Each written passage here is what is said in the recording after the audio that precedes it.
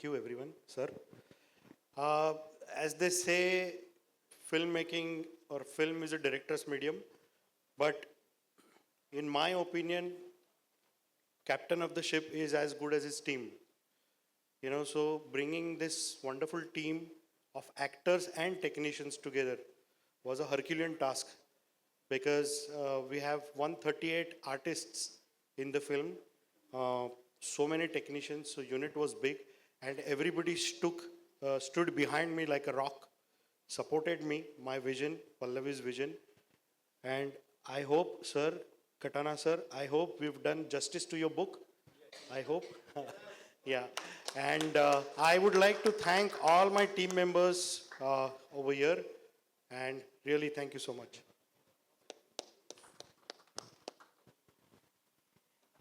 आप जो कुछ बोले लेकिन वो डायलॉग बोलना ना भूलिएगा क्योंकि वही हम सब सुनना चाहते हैं. पूरी फिल्म के तो सारे के डायलॉग आई एम नॉट मैं ही बोल दूं आपका डायलॉग. अब जो बोलना था कैमरे के आगे बोल दिया. अब बारी आप लोगों की है. आप देखिए, बोलिए, लिखिए, लोगों तक पहुंचाइए, लोगों को बताइए, क्योंकि अब बॉल आपके पाले में है. तो मुझे जो आता था मैंने कर दिया. मैं केदार को थैंक यू बोलना चाहूँगा. Thank you Kedar, and don't be so modest. अभी केदार ने बोला कि बिना टीम के चीज़ें, हाँ टीम के बगैर चीज़ें नहीं होती, मैं अग्री करता हूँ, लेकिन कोई भी सेना बिना सेनापति के कोई बड़ी चीज़ नहीं कर पाती, बिखर जाती है, क्योंकि उन्हें संभालने वाला कोई होता नहीं. तो अगर डायरेक्टर विजनरी है, डायरेक्टर को चीज़ें दिख रही हैं, समझ रही हैं, तो हम लोग एज एन एक्टर डायरेक्टर को सुनते हैं और ब्लाइंडली फॉलो करते हैं. So thank you so much Kedar, and thank you Pallavi. मैं बड़ा फ़ैन हूँ मनोज भाई का और बहुत सारा काम देखा है. Thank you so much Manoj भाई for saying yes to this film. मौका नहीं मिला इस फिल्म में हमें एक साथ फ्रेम शेयर करने का, लेकिन ये मलाल लेके जाऊंगा और कोशिश करूंगा कि ये मलाल मुझे चक्रवृद्धि ब्याज में कंपाउंडिंग के साथ किसी फिल्म में मिले. इस फिल्म के बाद मैं विनीत का फैन हो चुका हूं. मैंने उसका काम देखा है, लेकिन इतना अद्भुत काम किया है. मैं डंके की चोट पे बोलता हूं कि परफॉर्मेंस, मतलब हम सब आर्टिस्ट हैं, कलाकार हैं, लेकिन इतनी जान डाल दी है उसने अब किरदार में कि वो आपके मनोमस्तिष्क पर सवार होता है वो किरदार पूरी फिल्म. एंड सारे कलाकारों ने अद्भुत काम किया है, क्योंकि अभी ये धीरोदात्त नायक है इस फिल्म का. तो मैं तुम्हारा फैन हो गया हूँ Vineet. Thank you very much. You did a excellent job. Thank you so much Manoj भाई. Coming from you means a lot. I'm so humble. Thank you so much. Thank you Kanwar Khatana sir. आपने एक ऐसा बीज डाला जिसकी वजह से आज हम सारे यहाँ हैं. And thank you Anuj for writing such a wonderful screenplay. मुझे पता नहीं यहाँ की प्रोटोकॉल क्या है अभी ये स्टेज की, लेकिन कहते हैं ना कि परिवार जब पूरा हो तो वो फ्रेम अच्छा लगता है. Raj, please come. I would like to call entire team on stage once. Vidyatai, yes, नाम लेके बुलाऊंगा मैं. अनुजा, रमनजीत, एलिना, विद्याताई, stage वर. Guys, Krishna, please come up. Thank you so much.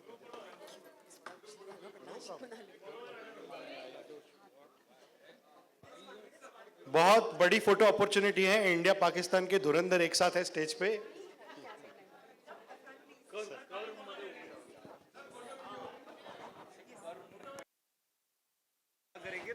Okay, since we have the entire team, I would like to thank our PR team also, because of them. Such a wonderful job that they have done. A wonderful friends from the media is here. Can we have the release of the poster, please? The music, after some time? But just one. Rishi, yes, Rishi Girdhar. Junaid Ahmed, जो वादियों से इतनी अच्छी आवाज वहां पर गूंजती है और अब पूरे हिंदुस्तान में गूंजेगी. रिमी जी, आपका इंतजार है, प्लीज मंच पर आ जाए बहुत जल्दी से. ये मंच शायद छोटा पड़ेगा, लेकिन match fixing the nation at stage का के दिल कभी छोटे नहीं होंगे. Yes, who else? Okay, yes. Deven आ जा यार. Yes. Guys, big hands for Deven. Deven is our promo editor. Because of him, Deven, सामने आ जा यार, Deven. Because of him, the trailer is looking so grand. Please, please, Deven. अरे film के कलाकार जब स्टेज पे आ रहे हैं, फिल्म से जुड़े लोग, तो ये स्टेज छोटा पड़ रहा है, स्टेज को बड़ा बनाते हैं.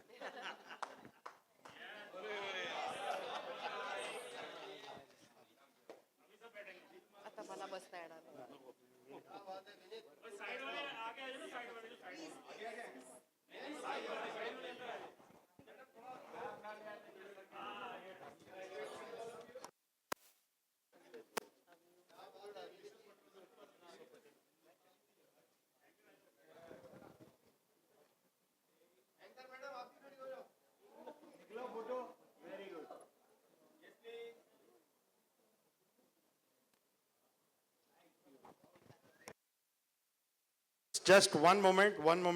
I wanted to have a word about Raj भाई. राज अर्जुन सर ने ये फिल्म में इतनी जान डाली है, आप फिल्म देखेंगे आपको पता चलेगा. Sir, he was so passionate on sets. At times, just to stay in the zone, he skipped his lunch, he skipped his dinners, reached on set 2 hours prior. So, I am really fortunate, Raj sir, to have you. फिर London और Istanbul में जो हमने montage create किए हैं, उसमें मैंने उनको बोला था कि आपको बहुत चलना है, तो डेली एवरेज हमारा 15 से 20 किलोमीटर चलने का होता था. हम लोग इतना चले हैं, इतना चल के शूट किया है. He did not utter a word. He was so passionate on set, and so is all the actors. But I had to mention Raj sir over here. जैसे विनीत भाई के बारे में मैंने कहा, मैं राज भाई के सिर्फ बखान नहीं कर रहा हूँ. एक एक डायलॉग जब बोलते हैं ना, तो इतना ऐसा लगता है कि उठ के इनका गला पकड़े. इतना अद्भुत कलाकार हैं. Give him big hands. Raj भाई ने मुझे कंप्लेंट किया था, दोनों गाने आपने विनीत सर को दिए हैं, नेक्स्ट फिल्म में गाना मेरे ऊपर भी पिक्चराइज होना चाहिए. I promise you sir.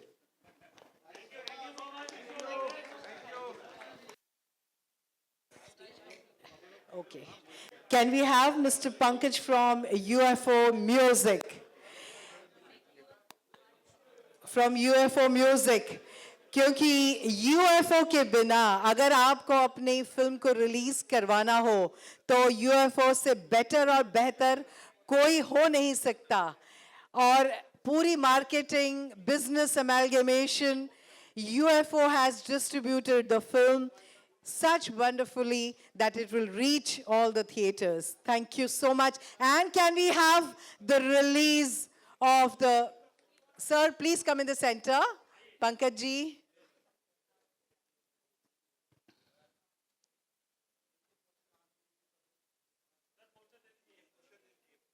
We would like to really thank UFO Movies because of their planning, their business acumen. We could bring this film forward.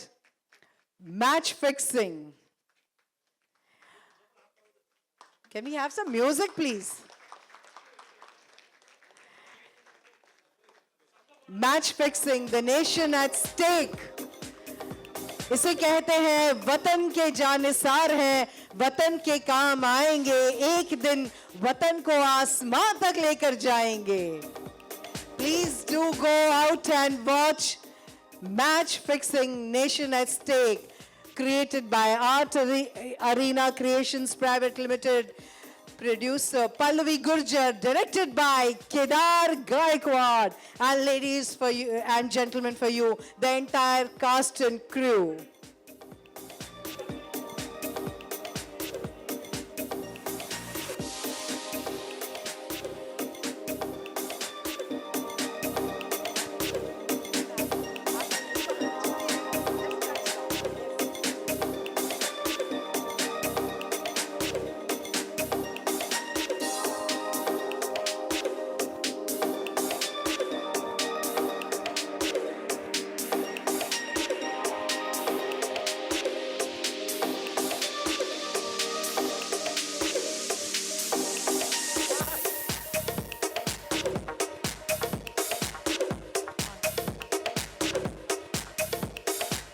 Opportunity. This is my first song ever in Bollywood film. मैं मैं 9-10 साल से hip hop कर रहा हूँ. मेरी independent album भी अभी आई है. बट ये फर्स्ट सॉन्ग है एंड विनीत सर को मैं एडमायर करता हूँ गैंग्स ऑफ वसेपुर के टाइम से. एंड जब मैंने मुक्काबाज देखी थी तो मतलब एक फैन तो ठीक है बट एक अपनापन और एक एडमायरेशन इतना बढ़ गया कि ये पर्सनैलिटी है जो कुछ ऐसा काम कर रही है हट के और पूरे अपने बलबूते पे वो फिल्म बनाना बहुत इंस्पायरिंग था sir. Thank you so much for making that. मैंने आपको बाहर भी वही बोला. And thank you so much for believing in me ma'am, giving me this opportunity. आप सब बहुत दिग्गज लोग हैं, मैं अभी स्टार्ट ही कर रहा हूँ सब चीज़ें. बट बहुत अच्छा गाना है and I am very grateful to everyone. And गाना आप प्ले कर सकें अगर तो ज़्यादा अच्छा रहेगा. फिर मैं अमन का पैगाम देगा क्योंकि ये बहुत ही अच्छे फनकार हैं और ये सॉन्ग जो है बहुत ट्रेंडिंग है, मैंने सुना है. लेकिन आप सबको सुना दो ये गाना, 2 लाइन कम से कम. तो गाने की लाइन है, लहू और क्रांति से बना है ये देश, जुनू की आंधी से बना है ये देश, मेरी जान से भी ज्यादा प्यारा मेरे देश, मेरी जान से भी ज्यादा मुझे प्यारा मेरा देश. मेरा देश मेरा देश मेरा देश, ये मेरा देश मेरे देश के लिए मैं, मेरा देश मेरा देश मेरा देश, ये मेरा देश मेरे देश के लिए मैं मेरे देश का भगत, मेरी सोच है आजाद, इस मिट्टी के पैदाइश भारत माँ की औलाद. मैं अटल जैसे पर्वत या इरादा है फौलाद, सब दुश्मनों की टोली को चखा दिया स्वाद. नहीं करो तुम फसाद, नहीं करो तुम विवाद, मत करो अनुवाद, नहीं करो धन्यवाद, चाहे जो भी हो मेरा देश रहेगा आबाद. जोर से चिल्लाओ हिंदुस्तान जिंदाबाद. सोल्जर वाली बातचीत है, आर्मी वाली बातचीत है, देश वाली बातचीत अब होगी सीधा मारपीट. Proud soldier, I am a brave soldier, मेरी जान हाजिर देश को बाहें खोलकर, कभी कलंक नहीं लगने दूंगा मिट्टी पर. मैं चुभूंगा तुम्हें सच बातें बोलकर, दंगे लेते जान करते परेशान, बनते शमशान, ना ही मरते हिंदू ना ही मरते मुसलमान, गवाते हैं जान वो कहलाते इंसान, बॉडी के ही नाम से रह जाती पहचान. एक दिन तो सबका भांडा फूटेगा, देश के खिलाफ तो सीधा ठुकेगा. जनता जानती है साधु कौन, जानती है मामू कौन, पकड़ में जो आया फिर वो नहीं बचेगा. मेरा देश. Thank you so much. Pallavi ji, I would like you to thank him by presenting him a bouquet of flowers and also bouquet of flowers to Vineet ji. में आ जाइए. And after that, the house is open for some nice food, fun, frolic, and some nice questionnaire session. And this is your host, Anita Bajpayee, signing off from here. Thank you so much.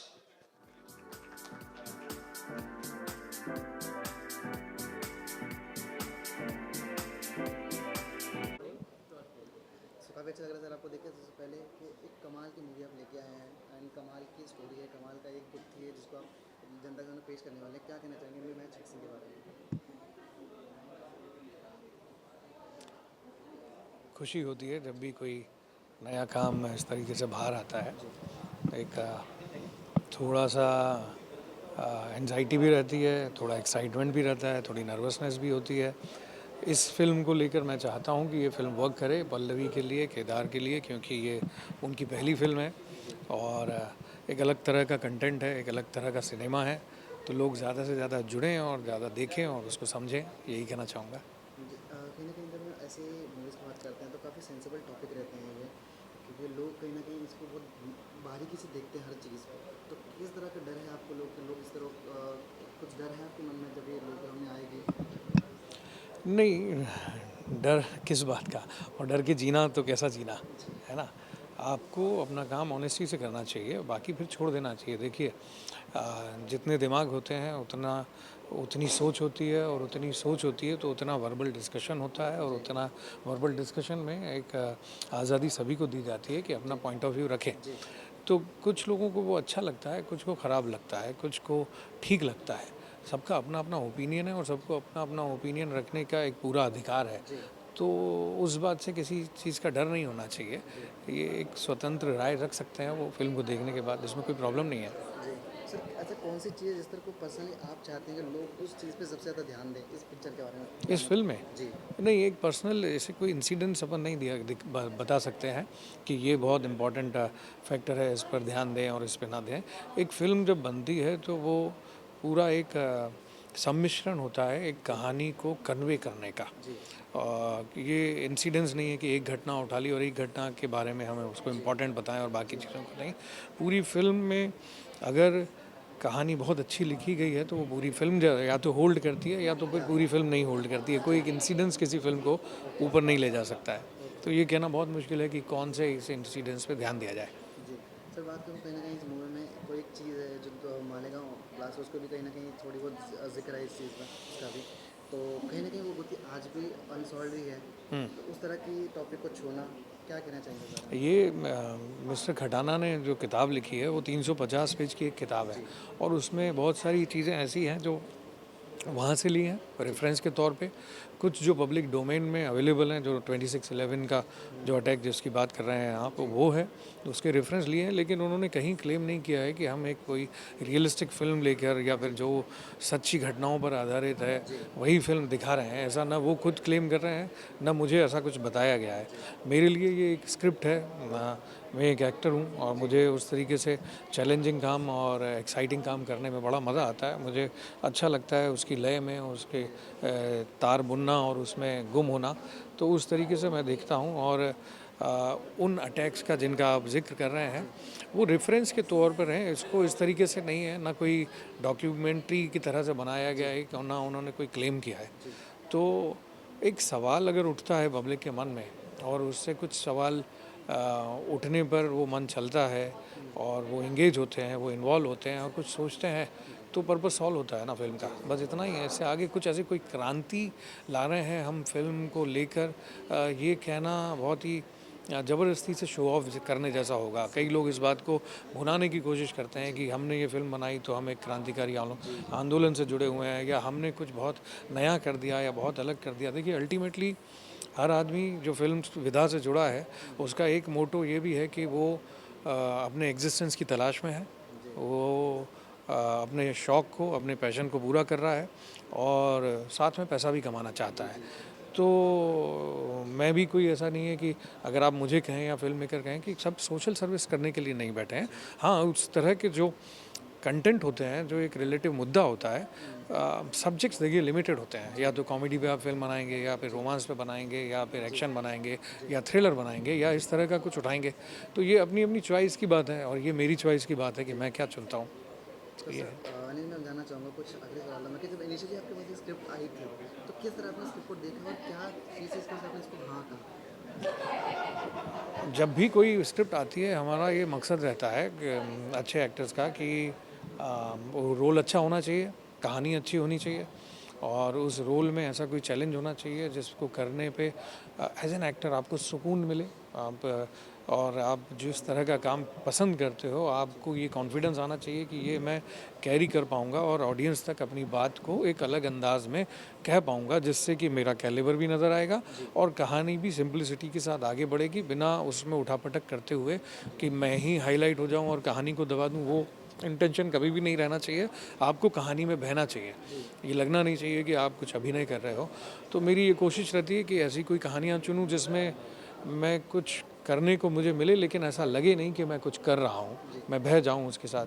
तो पल्लवी जो इस film की producer है वो मेरी पुरानी दोस्त है वो एक अच्छा काम लेकर आई, दोस्त के नाते भी और अच्छा काम लेकर आई उस नाते भी मेरा उससे जुड़ना वाजिब था, इसलिए मैं जुड़ गया।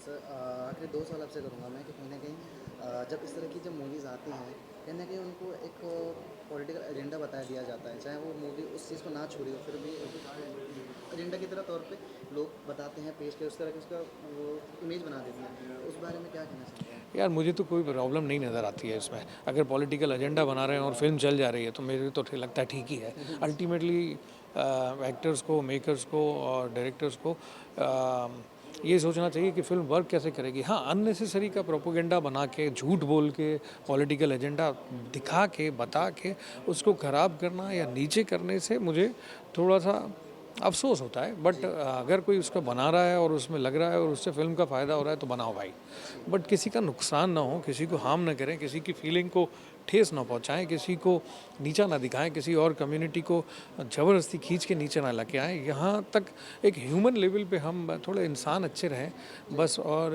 ज़बरदस्ती की खींचतान में ना पड़ें, किसी की बुराई ना करें। इतना भर कर लें तो ज़िंदगी तर है मुझे लगता है। तो और आप उसे अगर पॉलिटिकल एजेंडा बना दिया जाता है तो आप और मैं उससे बच नहीं सकते हैं, राइट। क्या कर सकते हैं कि हम अपने आप को प्योर रखें। जब हम प्योर रहेंगे और अपनी रियलिटी को दूसरे तक पहुंचाएंगे और हम उस कीचड़ में हाथ नहीं डालेंगे तो धीरे धीरे आप जहां से वहां, उनकी तादाद ज़्यादा होती है, आपकी भी तादाद थोड़ी थोड़ी बढ़ेगी और तब एक पॉजिटिव समाज बनना शुरू होगा। तो ये एक सोच लेके चलना चाहिए। लास्ट में आपसे जानना चाहूँगा जो दर्शक इस मूवी को देखने वाले हैं, क्या उनसे एक्सपेक्ट कर रहे हैं, क्या क्या मैसेज देना चाहेंगे उनको? दर्शकों का जो तबका होता है ना वो अलग अलग होता है। तो ये जो सवाल है ये मैं हमेशा इससे उलझता रहता हूँ कि इस सवाल का जवाब क्या दूँ कि दर्शक किस उम्मीद से आएँ वो मैं बताऊँ। ये बड़ा मुश्किल होता है क्योंकि दर्शक किसी एक उम्र के नहीं हैं, वो अलग अलग उम्र के हैं और हर आदमी की साइकोलॉजी, सोच, विचार, परिवेश अलग अलग होता है। आप अगर फिल्म देखने जाएंगे तो हो सकता है आप एंटरटेनमेंट के लिए देखने जाएंगे, लेकिन ये अगर देखने जाएंगे तो हो सकता है ये कुछ मैसेज देखने जा रहे हो, वो कोई और जाएगा तो वो कुछ जोश ढूंढ रहा हो या कोई अपने आप को ढूंढ रहा हो फिल्म में। तो फिल्म देखना हर अलग अलग आदमी के लिए एक अलग अलग सब्जेक्ट हो सकता है। उसको अपनी चाह से फिल्म देखनी होगी। हाँ, इस फिल्म में ये किस तरह की फिल्म है उतना ज़रूर मैं बता सकता हूँ जिससे ये दर्शक डिसाइड करें कि उनको ये फ़िल्म देखनी है कि नहीं। मैं तो चाहूँगा कि वो देखें क्योंकि मैं इस फिल्म का हिस्सा हूँ और फिल्म मेरे हिसाब से रीज़नेबली सेंसिबल एक फ़िल्म है और कोई फालतूगिरी नहीं दिखाई है इसमें। तो एक इंटेंस इस तरीके का एक हिंदुस्तान और पाकिस्तान के बीच में जो कशमकश है, उनकी पॉलिटिकल हायरार्की के सिस्टम में जो कशमकश है, वो उससे अवेयर होंगे लोग अगर उसमें इंटरेस्ट रखते हो। तो इसमें आतंक है, इसमें जिहादी हैं, इसमें ISI है, इसमें IFP है। तो उस तरह का एक इंटेंस कहानी है और जो 26/11 है वो कैसे घटा था, उसके पीछे क्या भूमिका रही होगी, उसके बारे में थोड़ा सा एक बताया गया है। तो अगर किसी को वो सब जानने की इच्छा है तो उन्हें ज़रूर ये फिल्म देखनी चाहिए। धन्यवाद सर, काफ़ी अच्छा लगा आपसे बात करके। थैंक यू, मुझे भी बहुत अच्छा लगा। Thank you.